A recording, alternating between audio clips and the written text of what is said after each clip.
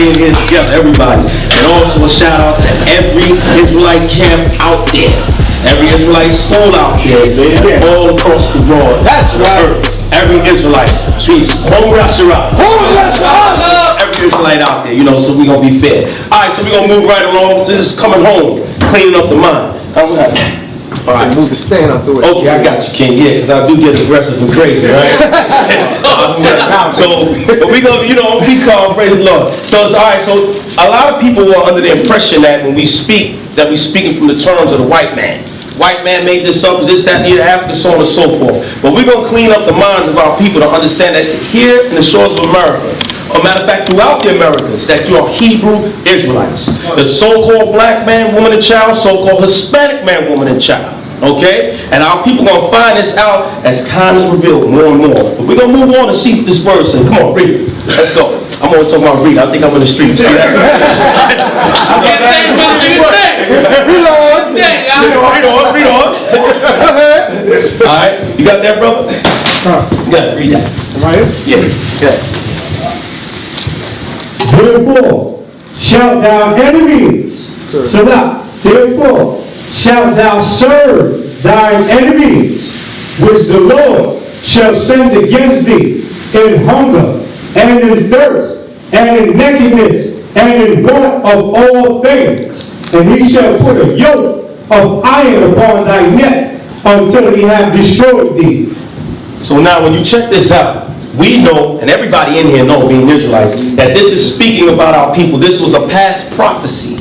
And that yoke is heavy upon our people, man. Now we have the physical yokes, now we have a spiritual yoke in our minds. Okay? We don't believe or think that we're Israelites no more.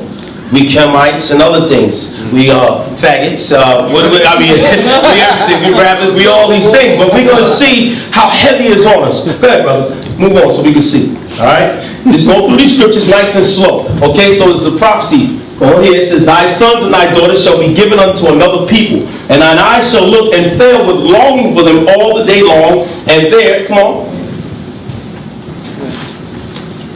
Just sit on that. You slow, bro. So now, our people being enslaved, right? And the things that happen to us that's written in the scriptures, a lot of people can't describe that. There's no other prophecies, and salute to everybody, being whatever you are. But there's prophecies in the Bible. You can't find these prophecies in Kemet. You can't find these prophecies in China, so on and so forth. I mean, so I just went to China just to show you a broad scope across this planet, right? It's only happened in the Bible. So now let's see what happens. Check this out. The cracker, don't be offended, please. If you're cracking here, that's what you are. The cracker taught us Israel isn't connected to the African landmass. Now, here's where they caught us. Because we stuck on people, but the cracker's not concerned with people. He's concerned with land. If you control the land, you control who? The people. Real simple. See how smart the cracker is? See, so he fooled us to be consumed with people as opposed to land. That's why we don't have nothing. Because we don't realize what to take over. Right. You deal with the land mass, you control the people and everything that's in the land. So when we understand that there's 7 continents on this planet, we know that the land mass that we come from called Israel is on the continent Africa. Gun? King? See, we share the Hebrew language, right? Alright, go on. So now, here it is. Everybody knows this. Here's Egypt. And this is what they separated. This is what they created, right? The separated says the Suez Canal. Oh, that's the Middle East. There's no such thing as Middle Eastern people. No such thing whatsoever. But our people get confused, and this is where the battles come in at. Okay, the Kemet brothers, the Hebrew brothers and sisters, this is where we battle at, not understanding about the land. Oh, next one. Now let's see what happens. Come on. Uh-oh. There's a fence. Why the hell is there a fence in Egypt? To separate what? The landmass. Right. And here you have this Hamas, and they're building underground roads under this fence. Okay? Now this is modern. This is modern times. Okay, so now why is the fence made? It's the same thing. Now how we could scratch our head to say what happened in America to the landmass of Mexico? Alright?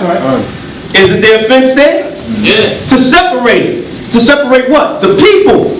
To say, look, so that's why they deal with topography. Everything on the map, they say, we're going to make lines here. And the people, when they see a line, they say, I can't cross the line. Right. So therefore, the one that made the line controls the land and who? The people. That's right. Simple science. Okay, but we fail to realize this. So there's a fence out there in Egypt separating that landmass from Israel. Go on. Okay, let's connect. Connecting to a landmass, the white man's teaching. Right. What does he say? I pledge allegiance to the flag of the United States of America, to which it stands. He don't pledge allegiance to who? The people. He don't do that. He do it to the landmass. So again, we have to stress this in our minds to understand the science and how he broke us down. He was the scriptures tell us that he's a natural warrior, right? The white man, he rules by the sword, and he don't rule in vain, right? So he knows what to do. Okay, let's go on. Okay, it says the cracker concept. Y'all see I love that word, right? Psalms 49:11. Okay, it says their inward thoughts is that their houses shall continue forever, and their dwelling places to all generations. They call their lands after their own names. That's right. This is the why he got this down pat, man. If he came in the store, he'd say, Joel, I want the store. Right? Is he going to name the store after Joel or himself? Himself. You see? This is how he operates. Okay? Same thing. Come on. Forensic anthropology. Okay? Craniometric skull variation. So we're going to see something to get a science of understanding, because the white man deals with blood, DNA, but DNA can be manipulated. This is factual. Bones can only be moved. They can't be manipulated. That's right. Okay? So don't get caught up, oh, DNA, I found out on this, on that. So when people use DNA, what happens is they wind up finding out that they 3 or 4 different things. Because the white man has to use this in order to make himself inclusive to the human family. This is factual. This is why he uses DNA. Because he knows that he can manipulate it and you don't understand it. But we all understand cranial features. Okay? Now, of course, we know that some of our brothers and sisters may look a certain way, and then we go by the father and his bloodline. Cain. Right? So when we understand this, but we're going to see, can we get an anthropology degree right now? Let's see. Move on. We're going to see this real quick. All right? Which is better, DNA versus cranial anthropology? DNA is an inclusion and exclusion. What that means, if a man in here took a test to find out if a child is his, what's the percentage? Look, I mean he took the test. See that? What's the percentage? 99.99. 99.99. How come it's not 100? Okay? How come? Now, if you see a man have a child, you say, Dad, she look just like you. She walk like you. Okay? She talk like you. Now, why did I use the terms of walking and talking? Simply because that is a spiritual genetic trait. Okay? You can't fake that. Now, many of our children may look the same as somebody, you know, that's not the person's child. But when a child starts walking like the parent, doing things like the parent, saying things, that's only spiritual. Now, you don't need no goddamn DNA test to tell you that that's your child. Right? Okay? So when we deal with bones and we see something. Let's see. Forensic anthropology. It's got cranial geography. So this is a white man. We know this white man, what was his name? Johann Blumenblatt. Right? He went into the Caucasus Mountains, found the skull, and he's called the white man what? Caucasian. Because he's seen the cranial structure. So this is how they play with our minds. They get us with land masses, catch us with DNA, things that we can't touch. But when everything is before us and very simplified. Right? So he says bones can't be manipulated. Bones can be moved. That's it. Go to the next one. Come on. So let's see. The European. Sloping orbits. His eye sockets. You can always prove this. This is factual. Okay? And then when you deal with the nasal spine, and his nasal spine slopes down. Okay? Go to the next one. Let's see. Now y'all getting y'all degree, so pay close attention. I'm telling you, about to get an anthropology degree right now. American Indian. Now we know the American Indians are so-called 10 tribes, right? Good? Let me hear you.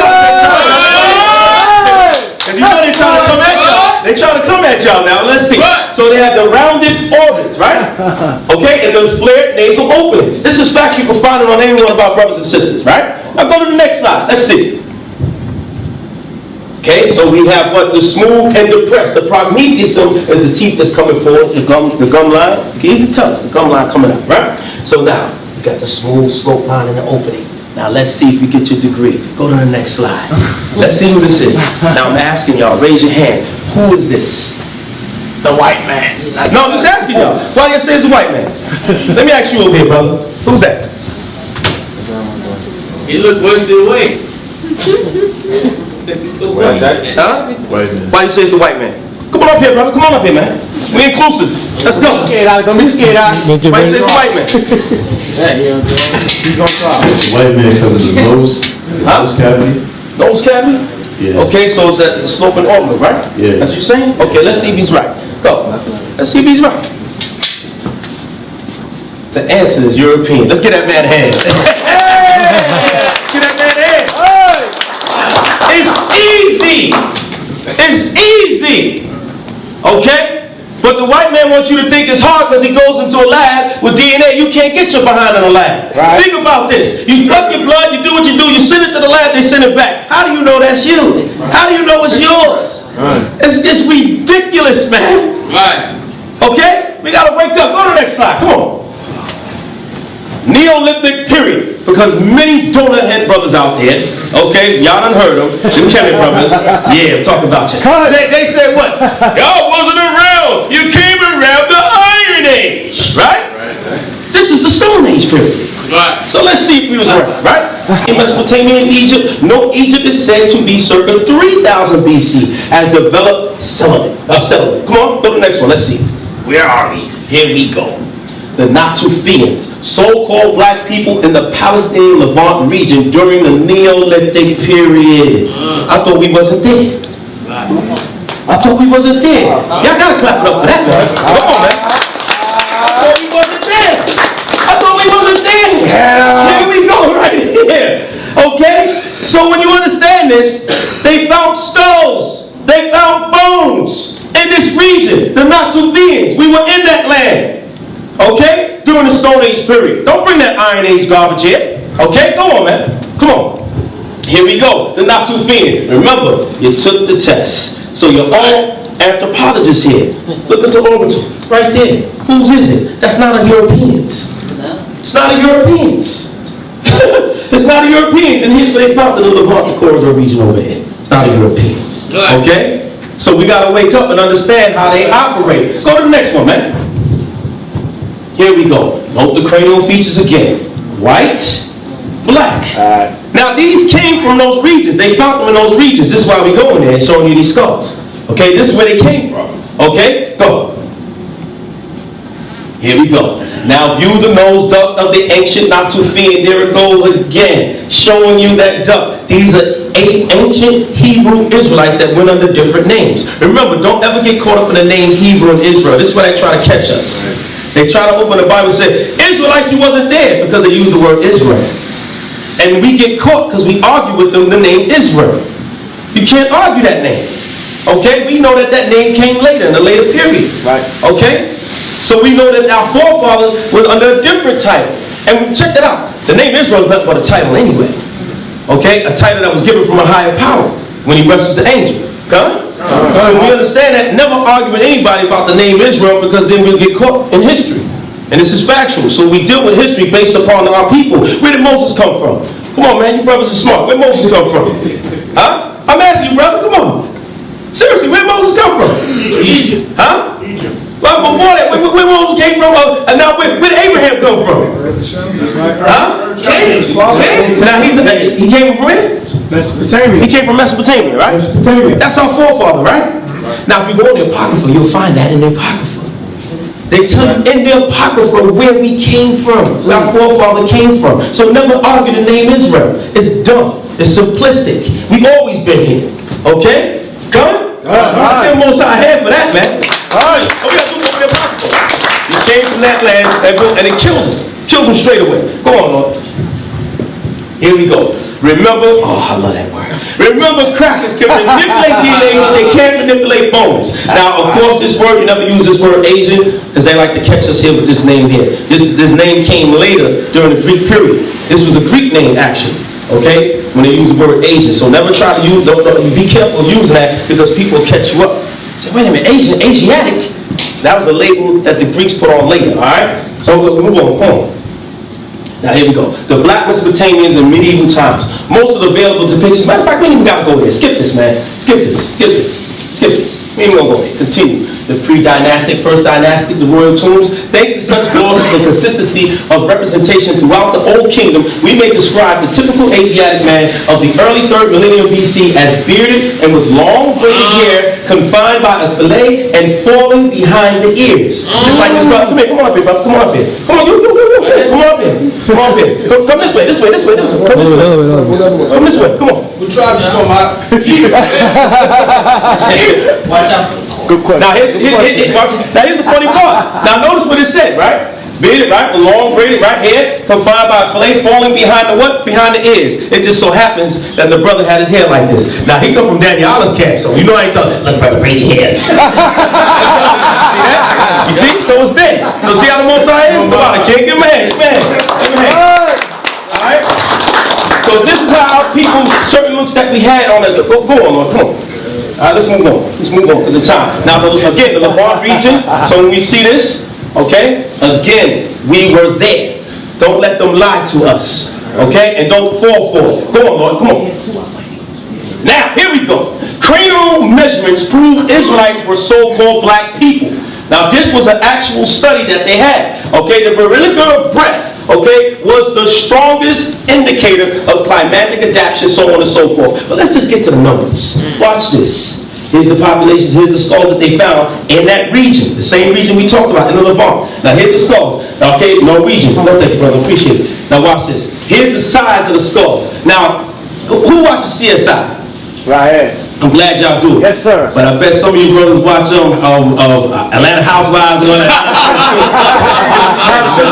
Nonsense. But check this out, right? So CSI, they deal with the measurement of bones. So when they go there, they say, okay, this was this man, that man, so on and so forth. Everybody in here, guarantee you, our measurement will be under the 11s. This is factual, 115s. All right, now watch this. The Norwegians, 123.7. Okay, Hungarian, this is the skulls that they found. Okay, 123.5. Okay, the Austrian, 129.2. Okay, you got 126.3. Okay, so the Romans, now the Islanders, or the Ottoman Islanders. Okay, here we go, 110.03. Now let's just get down to the point. Now, don't you ever let them tell you also that all Africans are the same. Don't let them tell you that. Everybody speak Africa. Remember, Africa is what? A large continent. With 50 plus countries. You'll see all their skulls is different sizes. Why is that? Okay, don't let them tell you that they're all the same. No, absolutely not. Now here we go down here. Look at the skulls in Lachish that they found. They found 61 skulls, 119.2. Okay, now watch what it says. Lachish, Judah. Here we go. They found black people there. Found them there. You can't refute this. It's impossible. Okay? So now, if you had your skull measured, okay, they're talking about the base of your skull up here. Alright? From the forehead up, you'll find that it's in this range right here. Okay? Can't go no further than that. So these are the skulls that they found, and you see there are people who's up there during the Neolithic period. Go on, Lord. Hey, here we go. Lachish. These were what the sculptors made. I think Malak spelled that wrong. I'm teasing you. Go on, look. What's that, Zion? Okay, the next one. Next one, look. Don't blame Watch it. It says, damn, there we go. You spelled that right. They're cracking out of these Lachish relics. So these are the relics that they found, and when they found these relics at the same time that they found those skulls, okay, in that area. So you find that these were black people. All right? Go on, next one. Okay, the so-called white man is not a Jew. This is fact. He is not a Jew. Now they love DNA so much. See, the white man had infiltrated DNA. Now there's this book. You got that book? Go, give me that bag. The book. Yes, I'm sorry, sister. Oh, I was in the way. I apologize. You do it like y'all usually do. Move, nigga. You see this? We'll find right now. Keep it coming. So we know that the white man manipulated DNA by trying to make himself inclusive. If you find this out, now they're trying to change when they do mitochondrial DNA and what is it? What you call it, man? Mitochondria. Help me out. It's the name that they have for the man. Not the chromosome. I'm talking about the name that they have. Y chromosome and That's Y chromosome. Yeah, Y chromosome using the man, right? Right. Mitochondria is the woman, and we know the XY man, but there's a name that they have for him using the man, going through his DNA. All right. I thought it was a smart crowd, man. You Hebrews, man, you're too smart, huh? Matrilineal. Thank you. Huh? There you go, man. Get that Hebrew hand. Say it again, Hebrew. There you go. Now, what they try to do is this, because remember, when you follow from the Father, it's just straightforward. Straightforward. When you deal with the woman's DNA, it spreads. It spreads abroad. You know, so when it spreads, you can easily go say, I'm going to get this DNA here. Oh, you come from here. Because remember, from one woman to another woman to another woman, it keeps spreading. So how could you trace it properly? It's impossible. So we get fooled when we deal with so-called science and DNA. You get fooled because you trace something that goes this way as opposed to straightforward. You see? This is how the earth goes. The earth goes straight forward, does it not? This is how time goes. It goes straight forward, does it not? So how could you deal with something that goes out that way? It's impossible. You get confused after a while. So now, here's this book right here. And all you can get it. I'm not going to even read it, but get this book called DNA Science and the Jewish Bloodline. This man right here by the name of Tex Mars, he went after them. And he went after them through DNA. And guess who found the DNA? So-called Jews. Okay? It was first a woman, and it was two men. And they witnessed it. Whoa, these guys are not Jews. And they shook them. It's by Tex Mars. They hate this man. Okay? Get this book. It's a very important book for your arsenal. Because you get to understand and see that, damn, you want to use DNA, they get caught up. So then they tried to switch it around, and they said, okay, well, you know what? We'll try to deal with the matrilineal DNA. Thank you, brother. Right? We try to deal with that. So they tried to use this so to go straight forward, and they got caught there. Because they found out through both sides, through the woman's DNA and the man's DNA, that they wound up being damn Khazars. Okay? Get that book and you see that in that book. So they caught themselves out there. They're like, damn, there's no way we can escape this. Go on, come on. Damn. So it says the Jewish Almanac. Now this is one of their books. Strictly speaking, it is correct to call it is incorrect to call an ancient Israelite a Jew. Right? So it says, or to call a contemporary Jew an Israelite. Right. They told on themselves. See, but they believe that people are so dumb that you can't read between the lines of wordplay. Okay, when you understand the English language is one of the greatest languages that you could deal with something called spells. Okay, and this is why they're masters at it. That's why, because what?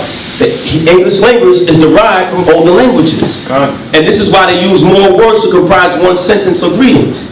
Okay, or anything that they speak of, they put more words in it. It's something that they use called anagrams. When you use an anagram, right? Anybody know what an anagram is? An anagram can only necessarily be done in the English language. It can't be done or duplicated in other languages because why they deal with certain just vowel sounds like the so forth and so on. But the English language takes everything, consonants, vowels, so like what would you get out of repent? Repent. Give me an anagram. Repent. I repent. Huh? A person that repents. An anagram for repent is serpent. Forgiven. Now there's a science to this.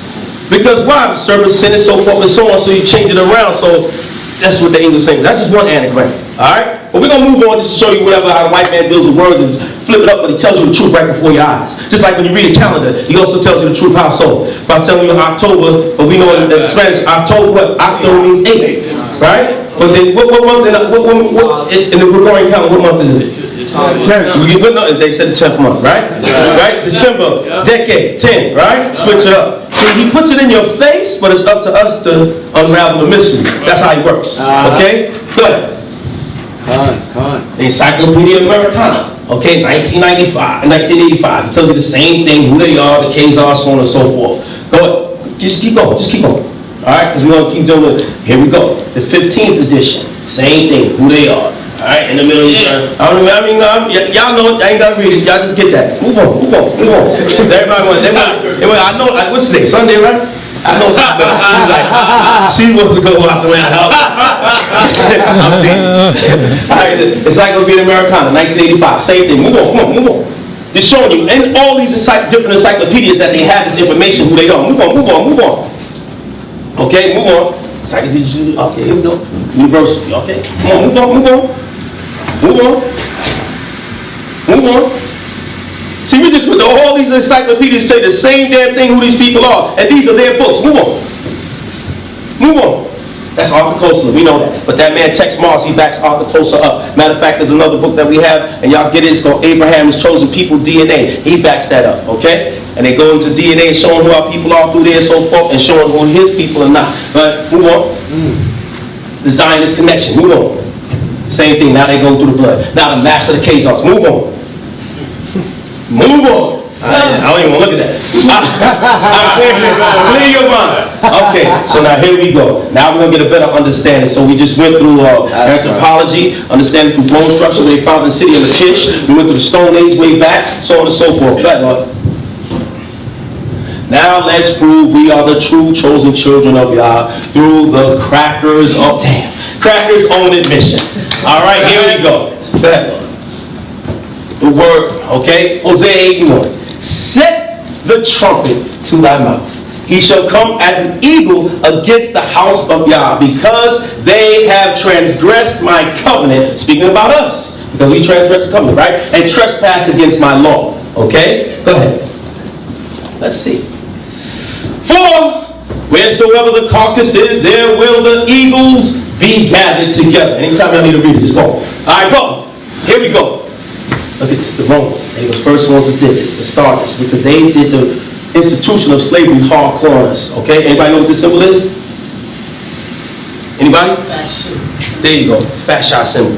It's on your dime. When you're dying, and so forth. And this is why they're showing they still have the same rulers today. And these cats was brutal. Go ahead, man. Come on. Okay? The Catholic nation, the Dutch Netherlands. Here they go. And a lot of people don't realize how powerful the Catholic Church is, who they own. Okay? They own, listen, they own everything.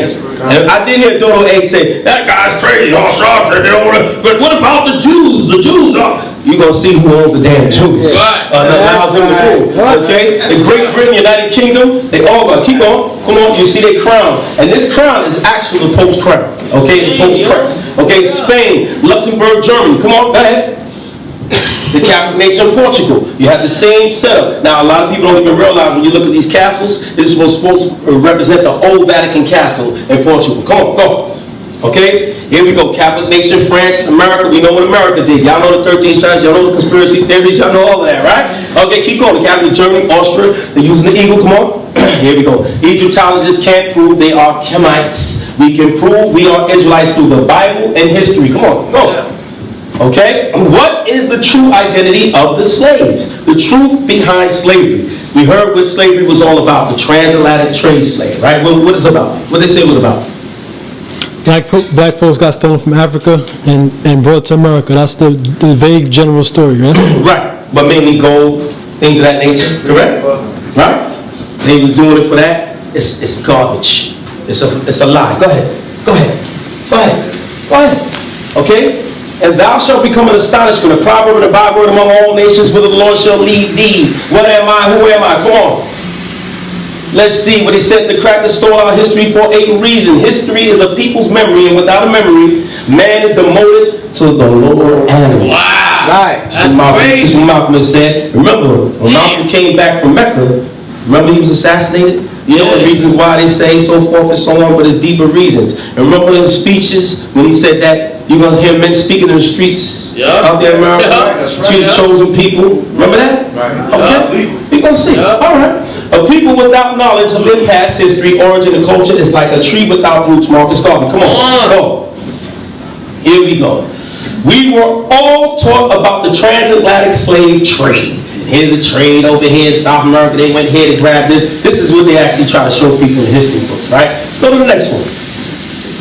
The enslavement of the Israelites. You can see over there, right? All right. The enslavement of the Israelites started under the auspice of the Catholic Church. Although Africans and Arabs sold us, their motives were unlike the Catholic churches. There's a difference. It's a total difference, and we're going to see that. Come on, go. The power of the pontiffs. That means to pontificate, to speak, to set rules by force. So now let's see who was running things and setting things all across this world, including today. Come on, go. the power of the Pope. Here's a question to ask. Yeah. Why is it that presidents are visiting the Pope? Yeah. Just people on that. Now, it's not being just deal with American presidents. Got Obama. Go to the next one. Okay. You got, who's this guy? Nixon, right? You got Bush, right? You got Kennedy, right? You got the Duchess, right? Go ahead. Keep going. What the hell the Duchess did? Wait, whoa. So, well, Africans ain't doing it. Well, here we go right here. Right. Ghana, okay? Right. Okay? Right. Ghana. This is the president of Ghana. Okay? Now you have the president of the Congo. Right here. What the hell are these presidents? Yeah. From Africa, America, all over. Why do they go to Vatican City? You know what it is, man. Why? Why they go to Vatican? What's the need? Give me a need. I want you to give me a need. Why they gotta go to Vatican City? I'm asking you, sister. Me? Yes, ma'am. Because they own them. Because they own them, right? That's cool. That's beautiful. But nobody takes consideration. They think this is just a photo op. But you have to understand, why do they have to go all the way over there to meet the Pope? Because the rules are really set over there. Yes, Ken? Now, I just wanted to say as an answer, because the people that's really in rulership, they have to give the authority to these puppets to actually bring forth an order. So that's why I would say that the people, the lower elites will actually cleave on to the popes and everything. Absolutely. The Jesuit orders. Okay, listen, this place is no joke. Don't you sleep on it and think, oh, they nothing. It's a very powerful place. It is the most powerful nation on the planet. And it's only 2 million people strong. And it's not even a bunch of people. It's mainly popes, cardinals, etc., etc. Okay, yes, brother. And the Pope got, you could say direct access to Satan himself. That's right. That's right. Entity. And what he has more access to is all the history on the planet Earth. It all lies there in the Vatican. They know who's what and who's who. And they keep everything in control by telling everybody, I can tell the truth on you, I can tell the truth on you. Okay, this is what we're going to do to keep everything in order. Let's move on. Come on. Wow. Here, y'all know this is Mugabe. That's Clinton. This is the Queen. Why the hell is everybody? England runs this place. Are you sure about that? Are you sure? Why did not the Pope go to England? Okay. Okay, and this is the president of Brazil. All right, go ahead. Now, Africa. Okay. No, watch this. The World Bank president. His name is Kim. I couldn't even tell his last name. Okay. And the Pope. Now, why did he go visit? Now, listen. This is the World Bank president. Now, why did the president of the World Bank go visit the Pope? Why? Now think about this. Here's the thing. Who funds wars? Huh? Who's they? The bank. Which bank? The World Bank funds wars. Now this is a man of peace. Right? How's that? When the World Bank president, they fund wars. So how could a man of peace be here side by side? Exactly. And these are different popes. Look at the sinister look on his face. Okay?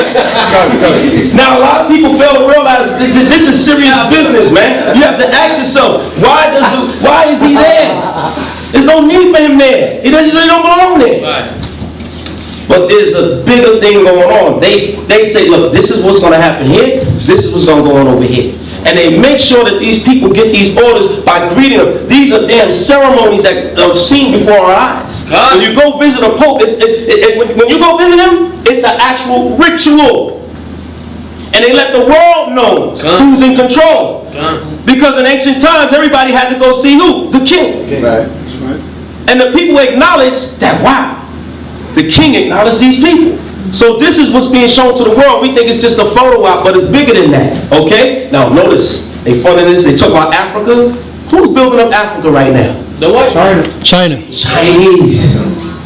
Who you think is allowing these fundings to go on? The white man. The white man, Yeah. the World Bank, Kim, they know what they're doing.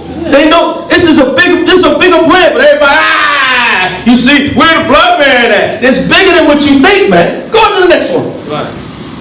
Okay? Now, for you dodo eggheads, not in here. I'm just saying, out there and everywhere. And if you're in here like thinking like that, the damn Jew don't run nothing. Because the damn Jew, so-called Jew, is visiting who? The Pope. He's visiting the Pope. Right. Okay? Go to the next one. Here's the president of Israel today. Visiting the Pope. Think about it. Okay? Yes, brother. I read some information that the so-called Jews, some of them are actually Jesuit agents. Absolutely. Absolutely. And what people fail to realize, remember, when you deal with Hitler and the Nazis, all the Nazis were Catholic. All of them were Catholic. Now, wait a minute. Whoa! All of them were Catholic. Go back to the World Bank, man. Watch this. If all the Nazis were Catholic, Hitler was the one, right, who they said started all this war, that World War II, right? If he was the one, wait a minute. Who funds wars? The World Bank. Right. Right. So now when you deal with the Nazis, all of them being Catholics, including Hitler himself, whose real name is A.O.C, who was an illegitimate child of Rothschilds. And he found out that he wasn't a Jew. That's why he used, man, you're going to burn you in oven, so the real Jews are Swartzes. So when you understand all this, keep going. Now when you understand all of the science there is, we'll see that, wait a minute, there's something big going on. Because all those Nazi criminals, who allowed them to escape? Anybody know? It was us. The Vatican. The Vatican allowed them to go in Argentina, one of the largest worshippers of Catholicism. Huh? Yeah. Think about it. This is bigger than what we could ever imagine. Okay? So we just got to read between the lines. So when you see the rat line, now whoa, wait a minute. Wait a minute. Aren't those Catholic? Oh my, look at this, man. This is real. This is real. And I advise all y'all to go through that. Go and look up the rat line. And see who they allowed to escape. See who was on everything that they did and how the Catholics protected them even to this day. Yes, King? It showed you that movie Inglourious Basterds with Brad Pitt. Yeah. Okay. A lot of brothers think that movies are real, man. They showed you what's going on. They showed you that. That's right. That's right. No. That's right. That's it. That's right. You see that? Go to the next slide. So with that in mind, just keep understanding what's really going on. Because see, now you'll get a better understanding of what the slave trade was and when it really happened. So it says the enslaving of Israelites. The fake triangular trade was this. When it went from here, so-called, came down here, and they just tell you where certain routes and what they wanted. But the real trade was this. The Catholics ruling, the Arabs, then they had non-Israelite Africans. Okay? And that's what you're going to find out, that it had nothing to do with gold and all that. It had something to do with real gold. When you read the scriptures, right? What do the scriptures call the children of Israel? Calls us what? Fine gold. Let me hear you all say it. Gold. Calls us fine gold. And it says that the Jews shall fall out of the streets, right? Yeah. So you got to understand who we are as a people, man. And what was really going on. Okay, go to the next slide. Come on. Now rich. So it says what? Now we're going to see out their own damn mouth. Okay, out their own mouth. Pope Innocent, what a goddamn name. Okay, 1198-12-16. As Cain was a wanderer and an outcast, now these are his words, not to be killed by anyone, but marked with the sign of fear on his forehead, so the Jews. Now think about this. This didn't happen to the white man that calls himself a Jew. You're gonna see their words and what they say to do, and you will see that it wasn't talking about the white man that calls himself a Jew, right? He says what? Against whom the voice of the blood of Christ cries out. Okay? Because they say that we went against all this other nonsense, right? Although they are not to be killed, they must always be dispersed as wanderers upon the face of the earth. Romans 28. The most I say about us. Go to the next slide. I said I would scatter them into corners. I would make the remembrance of them to cease from among men. Right. Nobody knows who we are no more. Right. Nobody. We black, we Hispanic. How about that? Huh? But the white man can say that he's Caucasian, and he can tell you as a Caucasian man where he comes from. The African man can tell you that he's African and tell you what country in Africa he comes from. Right. So you see, everybody is locked. The Chinese man, Japanese man, who they are, they can tell you where they come from, but we can't do that. This is why you see all these so-called debates. Say no debate, man. Listen, man, that's a playground. The real battlefield is telling the white man who we are and telling him to give us back our nationality. Right. Okay, this stuff is just not about a playground. Go ahead, man. Go to the next one. Come on. Let's see what he said. Pope Innocent III, although Christian piety tolerates the Jews, whose own fault, God damn it, whose own fault commits them to perpetual slavery. That's out of his mouth. It says, our own fault commits us to perpetual slavery. Now notice, why am I excited about that? Because it says what? The piety to the Jews. Right. Now, show me where a goddamn white man that calls himself a Jew is in the perpetual slavery. No. Find it. No. Give it to me. Huh? It's not there. The white man that calls himself a Jew was never in perpetual slavery. So who the hell was Pope Innocent talking about? That's right. Huh? He was talking about us who are the Jews, man.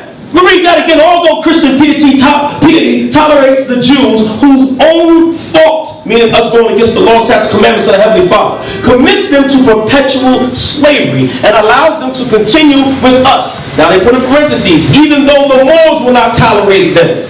Those wild brothers, okay, some of them, not all of them, okay, that went into Islam. Right. And they were into what? See, it's a science to this. Now, why did they not want to deal with us anymore? Because they were into trade and commerce. Under order from the Catholic Church and these other places. This is why they were selling our people along with the so-called white man in Arab. Because they knew where to go. Right. This is factual. Go ahead, next one, come on. So now, Pope Innocent III continues, although it be not displeasing to the Lord, but rather acceptable to him, that the Jewish dispersion should live and serve under Christian princes. Now, remember what I showed you earlier? Those flags with the eagles, those different countries, the Catholic nations? Who was in captivity under? Remember Portugal? They was the first ones to go and start grabbing and snatching. Okay? Remember Rome? Remember Spain? Yeah. You understand? Yeah. This is also, those were the Christian princes. This is why they had their crowns and their crests that came from the Catholic Church, from the Vatican. So now this is who they had. They went and grabbed us up. Okay? Go to the next one. And I advise y'all to keep these things in your arsenal and look these things up about these popes so you understand that it's all a game. Pope Gregory, let's see what he said. The Jews who are admitted to our acquaintance only through our mercy should never forget their yoke of perpetual slavery. Now didn't Pope Innocent say the same thing? Now why is Pope Gregory saying this? And keep in mind that the so-called white man that calls himself a Jew was never in perpetual slavery, nor any kind of slavery. That's right. Okay? So now who was these folks talking about? They was talking about us, man. The so-called black, Hispanic man, woman, and child of Negro and Indian descent, who are the Hebrew Israelites, man. That's okay? Right. So he says what? In the Council of Toledo, it was decreed that Jews of both sexes, male and female, and for all time should be distinguished from others by their mode of dress. Okay? We therefore command that each and every one of you to have all the excess of the Jews completely repressed, lest they should presume to raise their necks from the yoke of servitude and contumely of the Redeemer. So they did this only because that's why we in the conditions that we in. Why? So they can remember, say, look, if they wake up, that's why you think they don't publicize you being an Israelite? Because we told, hey, wait a minute, we came on slave ships. Wait a minute, this is in the Bible. Wait a minute, this is us. They don't publicize that. They publicize anything else but that. Exactly. Anything else. They can't promote you. They can't promote us. Okay? Go to the next one. Come on. Let's see. Pope Nicholas, another one? Okay, dumb Deveris, I say dumbass. Okay, Pope June 18, 1452. We grant, now listen to this now. This is, now remember, we showed the pictures of all the presidents going to Rome, to Vatican to meet the Pope. Now, that happened way back then. Because he says what? We grant you kings of Spain and Portugal, because they went there. Same rules apply, same things are going on. By these, present documents. So they went to the Vatican, met Pope Nicholas. They wrote papers and gave them papers what they were going to be able to do, put people in slavery. Watch this. Without apostolic authority, full and free permission to invade, search out, capture, and subjugate the Sacchareans. Look up who the Sacchareans were. They were Israelites. Okay? They were Moors under Islam dealing with Muslim things, right? Okay? And why did we start doing that? Because we said, well, damn, we catching hell being Jew. You know what? But we still can try to worship the Creator. We'll just do it with the Quran. We'll do it sneakily. Okay? And that's how people did. So they went, and so, but they were smart enough, so our people was doing that. So they said, man, go and get them niggas. They said, go and get them. They ain't gonna fool us, right? And pagans and any other unbelievers and enemies of Christ. That means those that didn't even go into Islam. that stayed in the zone. They said, go after them. And it was given permission by Pope Nicholas and papers of authority. So you see how the Vatican rules everything. Now, why the hell did the kings of Spain and Portugal back then had to go to goddamn Rome? Because they had the power. And the same thing is happening today. Okay? Go on, man. Come on. Matter of fact, let me get that last black verse, man. Come on. Go back to that. Because he's going to show you what Pope Gregory said, the same thing as Pope Innocent and Pope before him. It says that what? Right here. Okay? Christ, wherever they may be, as well as their kingdoms, right? Duces, counties, principalities, and other property, and to reduce their persons into perpetual servitude. So you see who was pushing slavery hardcore and why they was pushing slavery. Show us where they was talking about damn gold. Show us where they was talking about money. It's nowhere. That's not there. They was just talking about how they went against their father and what to do. Okay? Go who you going after. Go ahead. Papal bulls, okay? Romanist Pontiff. Now, any of you teachers, please, all you brothers, sisters, get this right here. It costs $30 to get because you can't get it online. They won't allow you to. These papers right here, okay, I'm not going to pronounce it. So these papers right here, they won't allow you to pull it off. They won't allow you to Google it to get it. You'll see a quick glimpse of it, and then what happens is it goes off. You can't pull it. And they charge you. They charge you $30 for it. And in these papers right here, boy, oh boy, you'll see it all. They tell you everything. I mean, they go in and say what they're going to do, how to do it, who you go after, why to go after, so on, forth, and so on. Get this, write this down. Go to the next one. And that's the reason why I got that there, so you brothers can get that. Oh, all right, write that down. Once you get that, you'll see that, wow, this really has nothing to do with all that goals of. Yes, brother?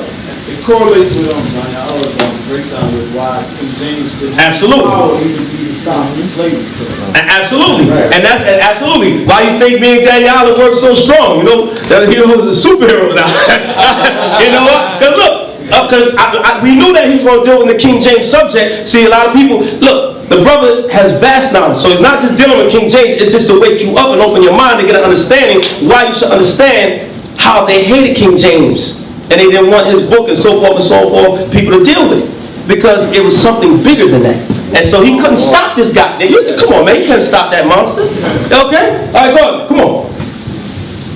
Religious slavery versus chattel slavery. It's two different things. Okay, because a lot of people think that chattel slavery came in the 1400s, but it didn't.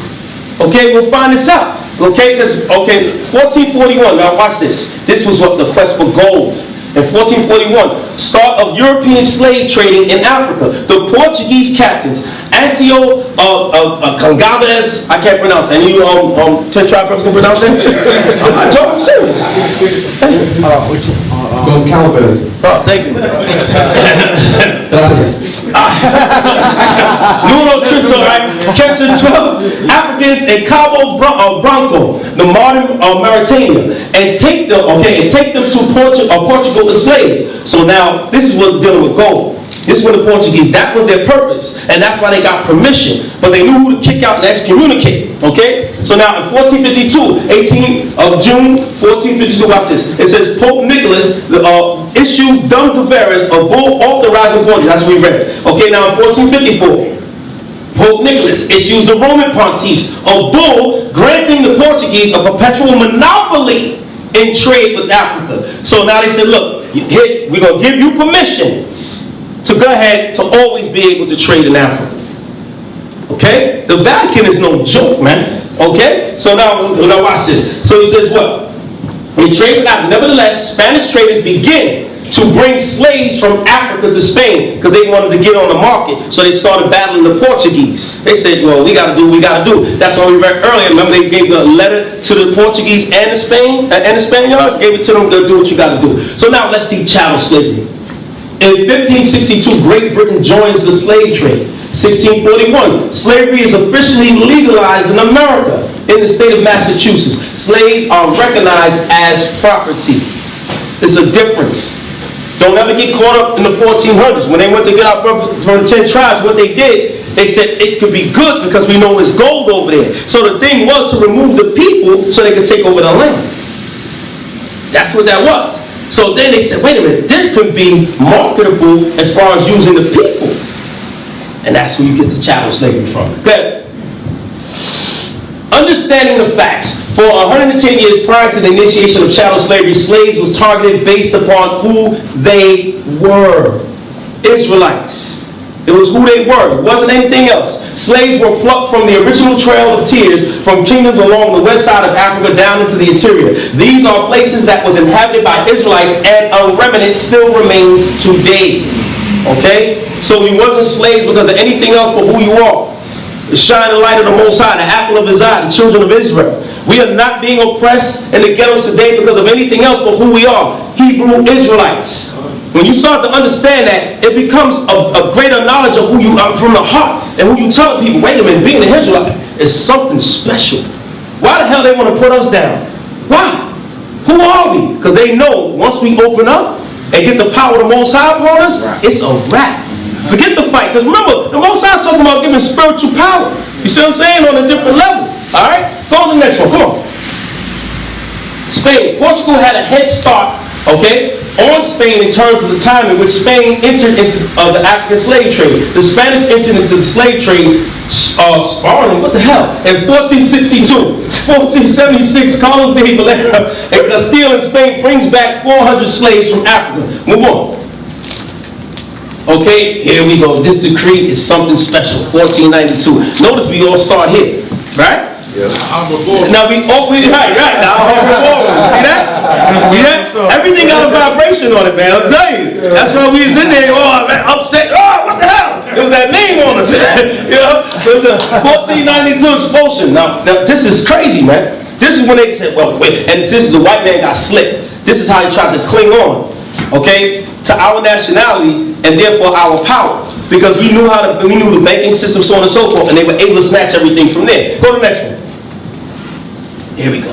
This is the decree. You are got to have this and get this. King Ferdinand and Queen Isabella, by the grace of God, King and Queen of Castile, Leon, Aragon, and other dominions of the crown. To the Prince Juan, to the dukes, marquis, counts, the holy orders, priors, knights, commanders, lords, the Castiles, caviars, cavaliers, and to all Jews, men and women of whatever age, and to anyone else, this letter may concern health and grace unto you. You well know that in our dominion there are certain bad Christians that Judaize and commit apostasy against our holy Catholic faith. Much of it is the cause of communication between Jews and Christians. Therefore, in the year 1480, we ordered that the Jews be separated from the cities and towns of our dominions, and that they be given separate quarters, hoping that by such separation, the situation will be remedied. Okay, now when you understand this is the letter that the kings and the queens get from the Pope, the Alhambras, and they put it out there on this level that we got to get these niggas out the city. And so this is when it all started. And it went crazy to remove us. And this goes into what Danielle was bringing out earlier about us ruling in Europe. Okay? Yes, King. The same time period, just so brothers know, the same time period, Ferdinand and Isabella also gave a decree that King Philip, that was ruling in Portugal, he had to do the same thing. See that? They do the same thing. So it spread from Spain into Portugal, all over Europe, wherever we was, that same decree went out.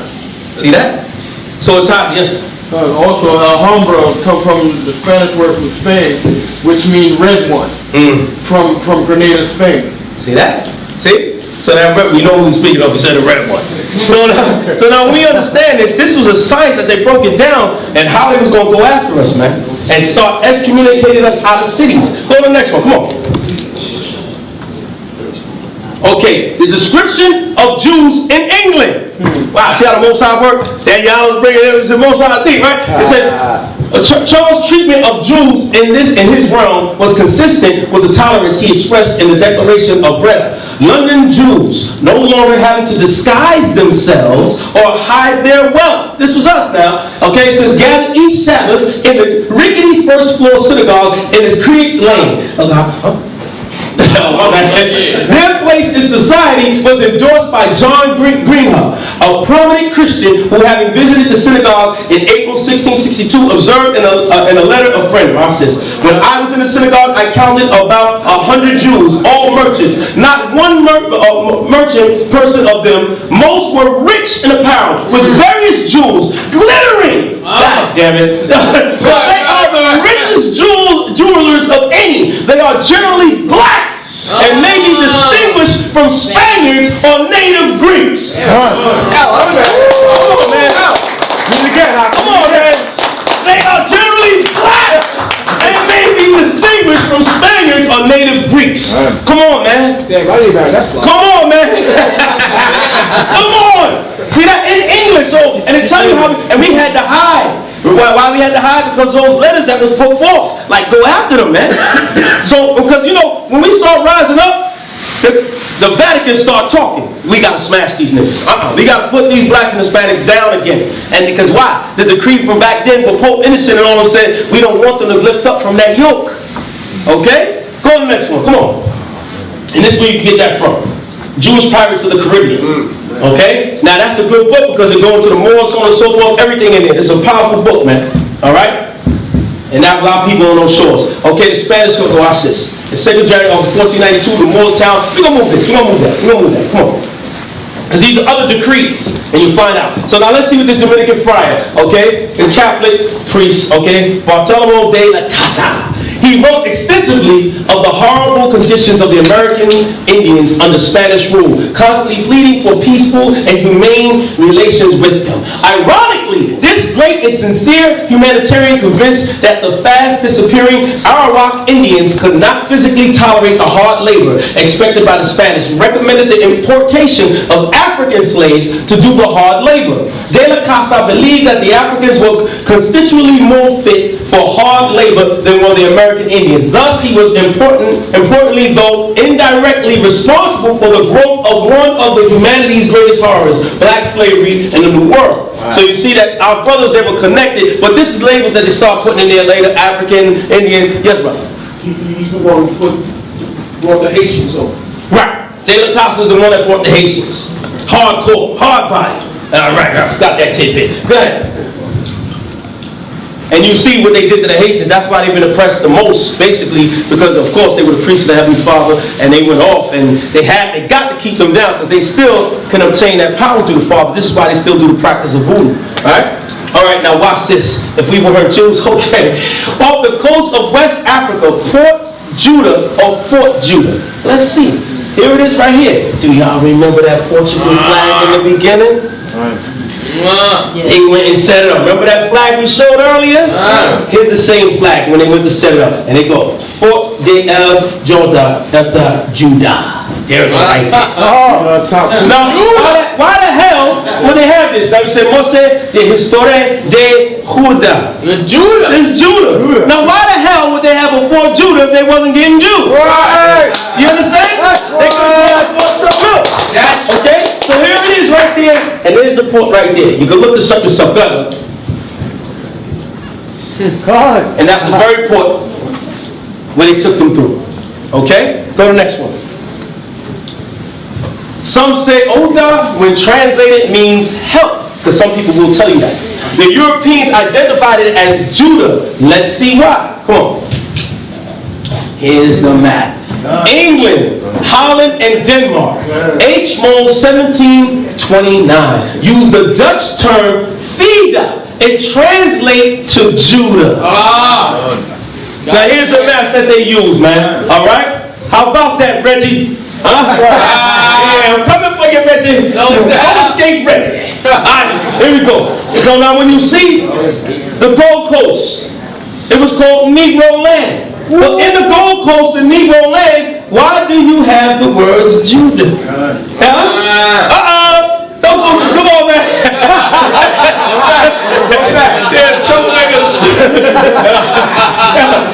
Okay. So when you see, right, what these people did in Denmark, the Dutch, you'll see that they labeled it themselves and they were going after Judah. And this is a map that y'all can pull up and get yourselves because they got different variations of this map. They even updated the map. Okay, and you're going to see the word Judah. This one is hard to decipher because it's over here. Alright? It says Judah, but it's the Negro land map. Go. It's on there though. So the Dutch masters. Now, this is serious though. This is actually not a joke.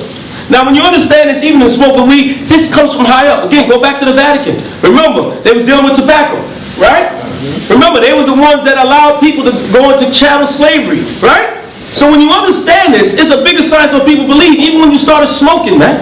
Okay, those that who's smoking in there? Oh, those that smoke out there, whatever they smoke, the blunt. Now the Dutch masters, these were people that rule. Now why would a nigga smoke some of this? Why would he say, let me roll my weed up in a Dutch master? Everything's a science that the white man does. He shows you the rule and it works on you on ways that you can never even imagine. Okay? Now go to the next one. Watch this. Now niggas want to smoke backwards. But it's not a joke. Because what happens is this. Where do we have to go? We have to go in the backwoods to run from master. You understand? It's a science. It's not a game. So they remember the old Philly blunts? Remember? They used the Philly blunts. Now this city of brotherly love. This is why it was called the Philly. When you deal with the Phillies, they were certain degrees under Benjamin Franklin, so on and so forth. Okay? Who dealt with the almanac. Remember, his greatest thing was dealing with maps. So he understood who people was and where they were coming and where they were going to go. So now here they go in the tobacco fields. The cotton fields, because this was one of the biggest things, man. And sugar was the number one thing. The number one thing. Go to the next one. Here's the map again. Now, remember, that map was in the one before that was written by somebody else, another cartographer. Here's another one. Eamon Bowman. Why are people making these maps? Different cartographers. And what do you call it? Negro land. And in Negro land, you'll see in the same land that you'll see the word Judah. You'll see the word Akuda. Get this yourself so that you can see. And this map was written in 1747. Okay? Go to the next one. Here we go. They're going to show you right here. The Kingdom of Judah, 1747. Y'all see that? That's on the map. And that, by the way, that wasn't a black man. That was a white man. A white cartographer that wrote that map. Just for the viewers, when you read the Bible dictionary, it tells you that Ham is a progenitor of the Africans, but not the Negro. Absolutely. So when they say Negro land, they distinguish Israel. So absolutely. Right. There you go. So Israel being the spirit, because you know we got that up there. The Israel being the spirit. You gotta love Israelites, man. So when you take this zone, it's showing you right here that why would this be on here? Why would a white map maker, and he actually said this to two different kings, one of Spain and one of Portugal. Now watch this, man. Right there. Here we go, Jabu. This is all Israel. Wahada. See this right here? Okay, when you look this up, it's talking about Judah. Then they had the king of Judah on this port and Negro land and all these areas. Go to the next one. Come on. Here we go wider so you can see. Wahada. Judah. This is by Edwin Bowman. He wrote that. Now who the hell? How come he didn't write ancient Egyptian? How come he didn't write Shaka for lighter bread? Kevin. How come right? You know why he didn't write that? Because they understood who they were going for, who the Vatican wanted. Go, next one. Here we go again. This is somebody else. Another cartographer. Okay? J. Gibson in 1792. Judah clearly identified. Why is all these cartographers making these maps, man? Because they knew where they had to go and what they had to get. It was more so than the goal, it was the people, man. Come on, go to the next one. Here we go. This is where the Israelites went. Down from Israel, into Egypt, coming to the west, right? In the South, North Caribbean. This was the transatlantic. We came all the way through here. So that goes back to those maps. They knew exactly who the hell they was getting. They was getting them from this region. That's who we traveled through. Okay? Go to the next one. Alright? The places slaves were taken from. It'll tell you. In Senegal, these were the areas on the map. So this was that Gold Coast. You'll see all these areas right here. Sierra Leone, right? You got Benin, Blata, see how many y'all go to the next one. The icing on the cake. Let's see. Are you ready? Y'all ready? Y'all ready? Go to the next one. Come on.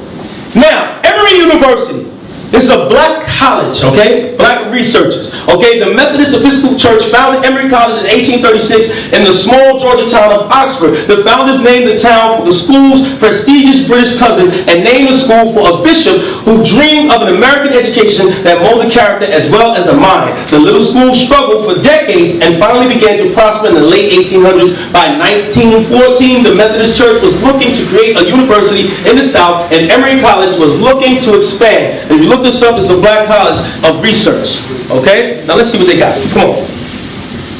Oh my God. These are the slave ships. And here's the names at this college, this black college research. Now notice, they ain't Hebrew Israelites now. They just researchers. Let's see the names they got. Yo! Oh my God! Wait a minute! No. and they tell you what the ship that they was on. This is their research. Here we go. Right here. Yahweh, Yahweh, Yehovah, Farwah. Why did they get that research? Why? Go to the next one. Because they knew where they were going. And those are the same towns. That's why I showed you the maps earlier. When they went in that land. Okay? Here we go. This is another one that's they have built Emory University as well. Okay? Deuteronomy 28:68. Y'all know what it is, right? Nayah-Dome, Inya, Yahoo, and Kaya. Now look where they came from. You'll see the places. Evo, hey, but like, Evo, right? So you'll notice, Kenya, Benya, this is Israel all day long. And they tell you what the years was, their arrival, they tell you the ships, and y'all can all go on there yourself. Okay? Go on slavevoyages.com. Okay?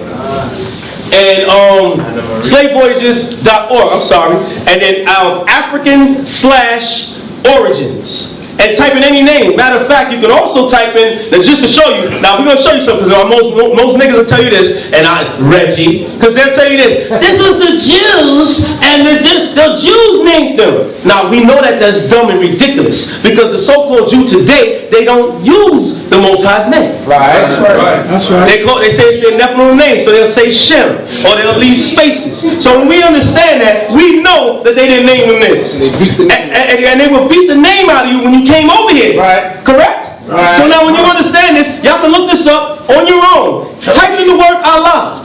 Type in the word Elah, and you'll see that that's there. Now we know goddamn well. Ain't no white man named no damn slave Allah. Right. You understand? Right. Type it in yourself and you'll see that, wait a minute, there's something going on strong here. Now go to the next one. Here we go again. There we go again. You know, the women was naming themselves that. That's in 1825. Go to the next one. And here we go. Emory University, so y'all can see that. There is no way in hell fake Jews could have given us these names. There is ample evidence that American Jews participated in perpetuating the slave system. Now we're talking about the so-called Jew, because everybody tell you he had the ships and he came over here, he put them on the ships and all the. Okay, we know that. But let's get to the meat. Okay, it says. In his study, this man Johnson, he did a study, he's a so-called Jewish historian, Bertman Cohen, you have to look him up, was able to document only 5 instances of Jewish cohabitation with black females. Talk about the so-called white man that calls himself a Jew sleeping with our women. And he noted that in all instances, the relationship was with a free black woman. Okay, in the account. Let's get to the meat, man. The appearance of free blacks or slaves in Jewish synagogues. And now, why are we going here? Because when you see those names on the slave ships, ain't no white man named them that was a Jew. And we're going to prove it here. It says slave ships and synagogues in the South was bound to be a rare occurrence since most synagogues had rules that precluded them from membership. From this, Cohen concluded that it provided evidence that Jewish slave owners in the United States did not proselytize amongst their slaves or offer them instruction in Judaism. Don't let nobody tell you that they taught us this, man.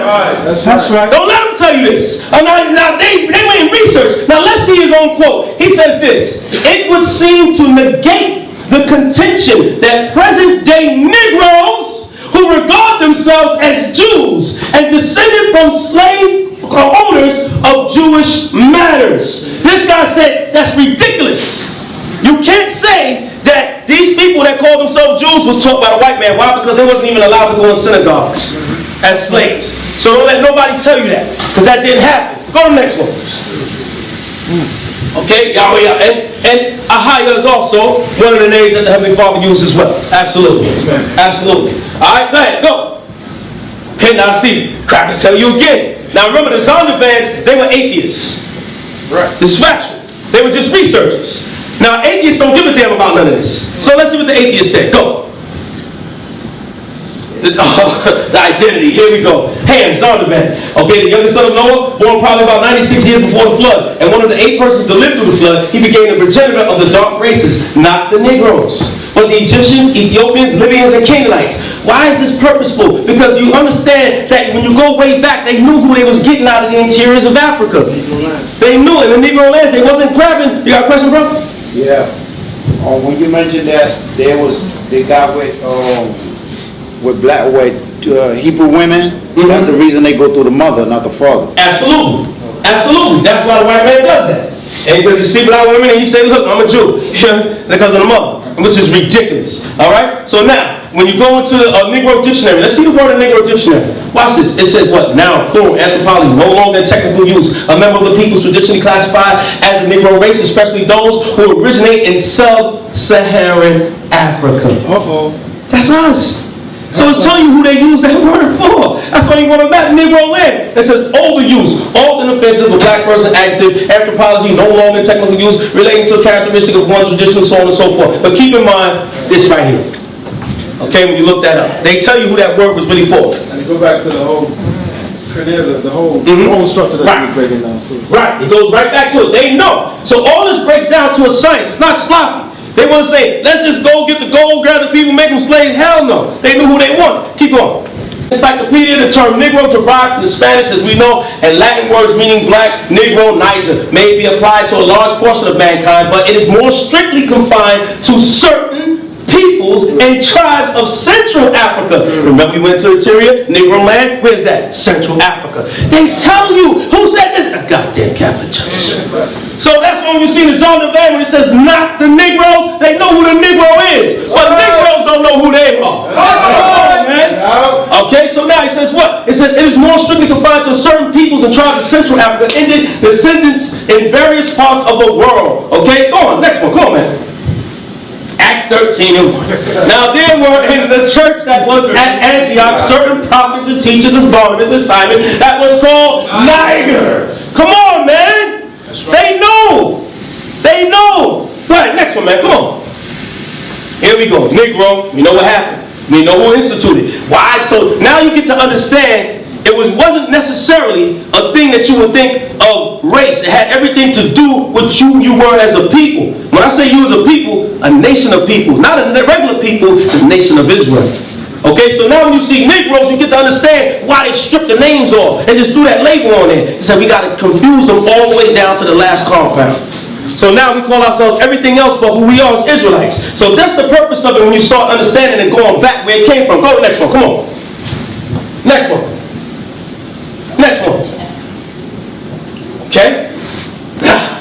This Ebos. Polite again? Polite again. You know, I'll be polite on polite tonight. Leave them alone. Next one. Next one. Come on. Next one. I'm coming for you though. Alright. Hebrews amongst the Igbo. Now you're going to see what they did and how they wrote this down. Okay? It says on the floor, directly opposite the ancient stool of Ezeiri, of Agule made of mud. One can notice strokes of ancient writing traced into permanence on the floor with white cowries and used in Nigeria before the coming of the white man, reminiscent of the Nisbi writing of the ancient Igbos in Arochuko. One thing is clear, namely that this is Hebrew writing. The ancient Igbo Eries who wrote this before the coming of the white man must have come from no other place than Israel. So in other words, don't let them tell you, well, because you'll hear the white man taught the Igbos when they came over there. No, that writing was there before the white man even went over there. You see that? So this is the writing right here. Okay? So this writing you see is over here in the red. Go. Come on. Igbos, Hebrew exiles. Go. We know that.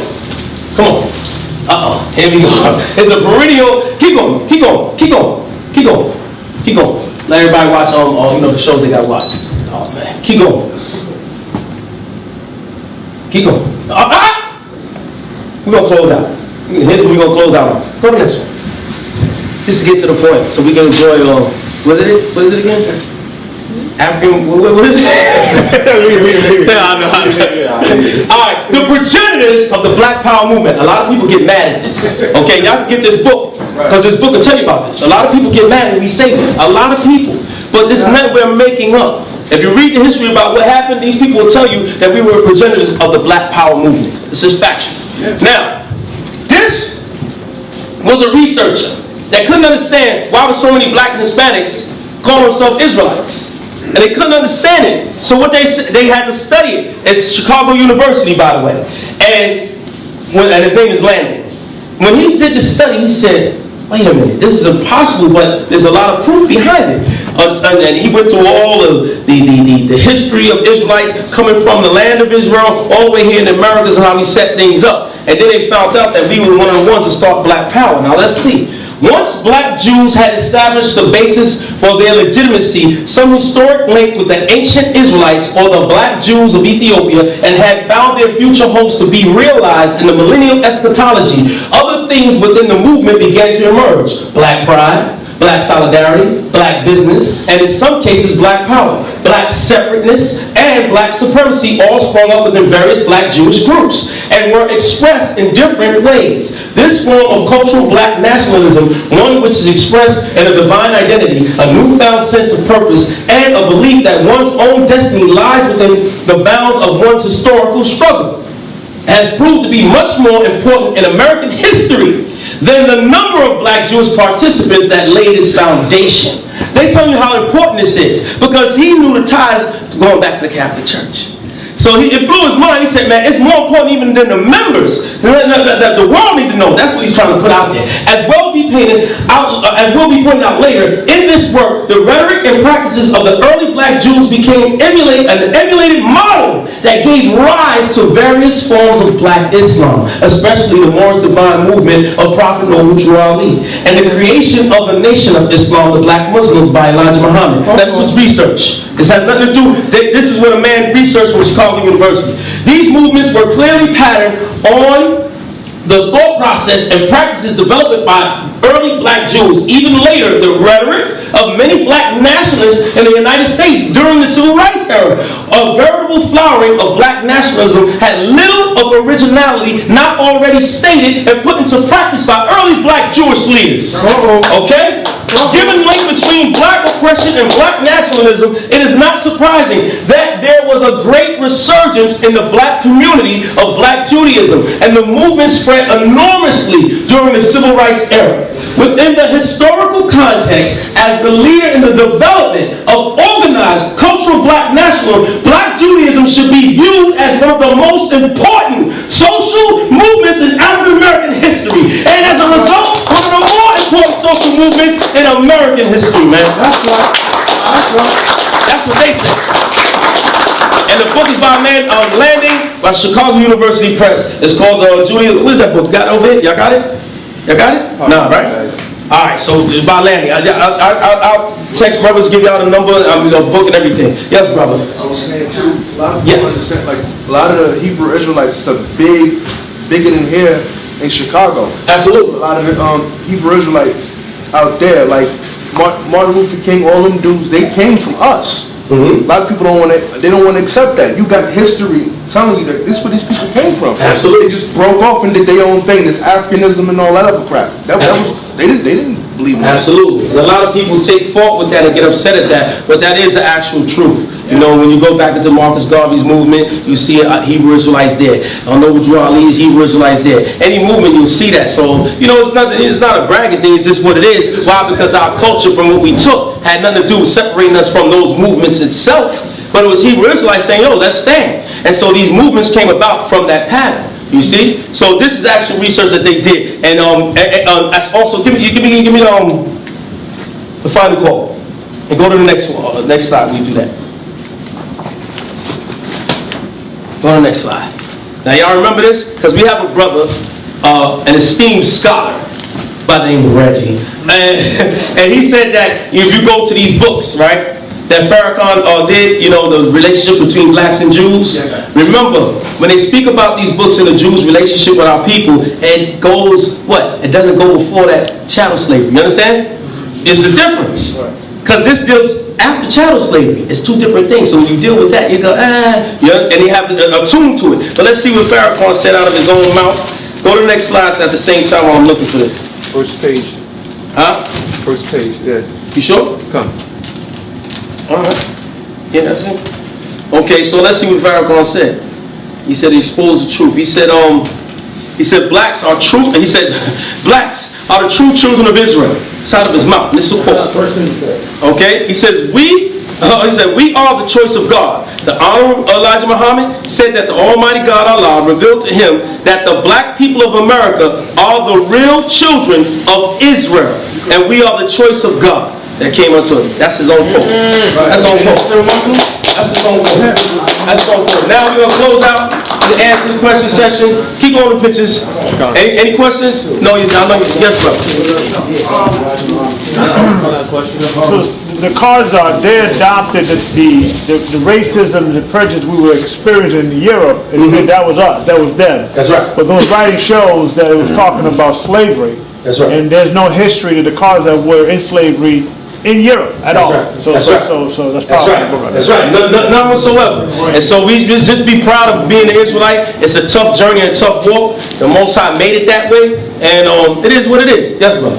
I got a question.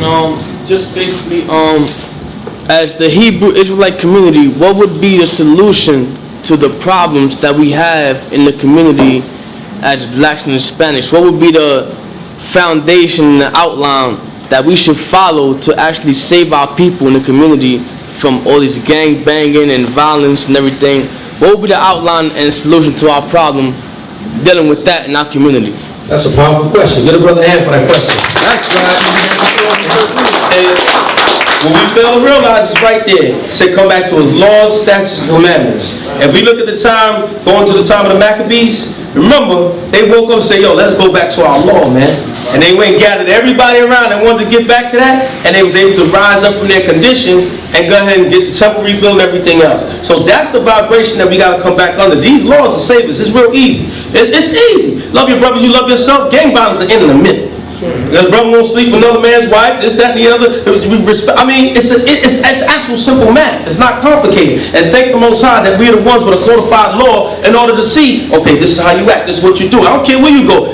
Place and check, I don't see a codified law. I respect the pyramids. That's a nice building. You know, all that, the gold. But other than that, it's not, you know, certain things not good to grab from in other places. So that's a beautiful question. To answer that, come back into the law, statutes, commandments. The Most High does. He said, what is the duty of man, you know? Right? Fear God and keep his commandments. This is the duty of man. And that's how we go. Next question? All right, let's go. Yes, brother. I have a question. I just want to say thank you to Brother Danyala, and thank you to you. I'm going to be rebroadcasting this on my website. It's called Ready for R. I go by R. And I'm also trying to get my brother Troy over here on Ready for R. He's doing this thing. And thank you just for having me. And clap to you guys because it was snowing today. It's hella late. You guys came out. You showed support. And personally, I've never really seen other factions really support the way you guys support. Even myself, I get a ton of support from you Israelites. Just thank you.